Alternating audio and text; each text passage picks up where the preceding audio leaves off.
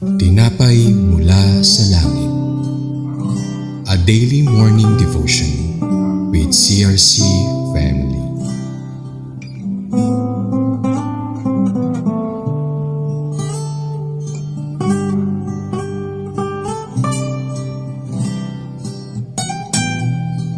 Pagpalang umaga sa bawat isa, ako po si Brother John Iscartian ng CRC Queens Road Daughter Church, Bacoor, Cavite. Samahan niyo po kami sa ating programang Tinapay Mula sa Langit. Ang pang-araw-araw nating debosyon sa salita ng Diyos. Ngayong umaga ay matutunghayan natin ang Judges 11 verse 16 to 18. Babasahin ko po sa NIV sa verse 16. But when they came out of Egypt, Israel went through the wilderness to the Red Sea and on to Kadesh. Verse 17. Then Israel sent messengers to the kingdom of Edom, saying, give us permission to go through your country. But the king of Edom would not listen. They sent also to the king of Moab, and he refused. So Israel stayed at Kadesh. Verse 18. Next they traveled through the wilderness, skirted the lands of Edom and Moab, passed along the eastern side of the country of Moab, and camped on the other side of Arnon. They did not enter the territory of Moab, for the Arnon was its border.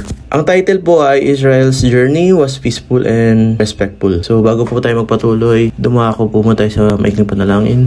Panginoon namin Diyos, salamat po sa pagkakataon kami muling makapag-aral ng inyong banal na salita. Ihanda mo po ang aming puso at isipan upang tanggapin ang iyong mensahe. Maging pagpapala po sa bawat isa at magturo sa amin ng tamang landas at magpalalim pa ang aming pananampalataya. Gabayan mo rin po ang aming pagbabahagi ng inyong salita. Ito ang aming dalangin sa pangalan ni Jesus. Amen. Sa Judges 11 verse 16 to 18, pinaliwanag ni Jephthah ang naging paglalakbay ng Israel mula sa Ehipto. Sa halip na may pag-away o mga away ng lupa, pinili nilang dumaan sa tamang paraan, may paggalang at kapayapaan. Makikita natin dito ang isang mahalagang katotohanan. Ang bayan ng Diyos ay dapat mamuhay ng may kapayapaan at paggalang. Number 1, ang Israel ay naglakbay ng may paggalang sa iba. Hindi nila pinilit ang kanilang mga gusto, humingi sila ng paintulot upang makadaan sa ibang lupain. Ito ay paalala sa atin na hindi lahat ng kaya nating gawin ay dapat nating gawin. Ang paggalang sa kapwa ay kalooban ng Diyos sa ating buhay. Marunong ba tayong rumispeto sa boundaries ng iba? 2, pinili nila ang kapayapaan kaysa alitan. Sa halip na may pagdigma, agad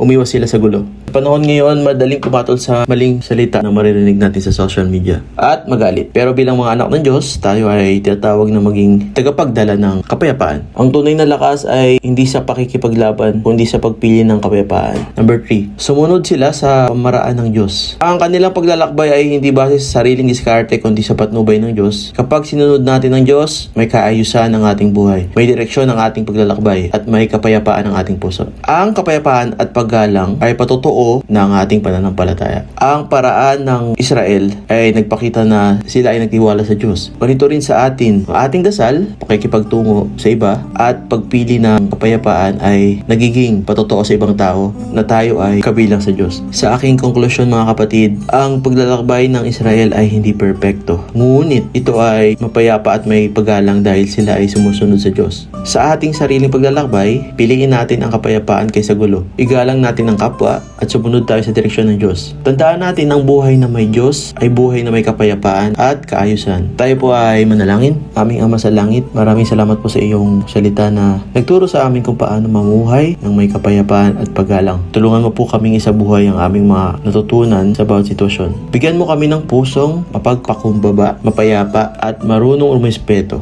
Naway ay aming buhay ay maging liwanag sa iba, magdala ng kalwalhatian sa iyo. Ito po ang aming dalangin sa pangalan ni Jesus. Amen. Maraming salamat po sa inyong pakikibahagi sa ating programa. Lagi po nating pagnilayan ang salita ng Diyos mula sa ating puso dahil lubos na magiging kaunawaan po natin ito. Muli niyo po kaming samahan bukas sa pagnilay-nilay ng kanyang salita dito sa Tinapay Mula sa Langit. Malayan niyo pong i-share ang video na ito upang kayo rin po ay maging pagpapala sa iba, pagpalain po tayo lahat ng Panginoon.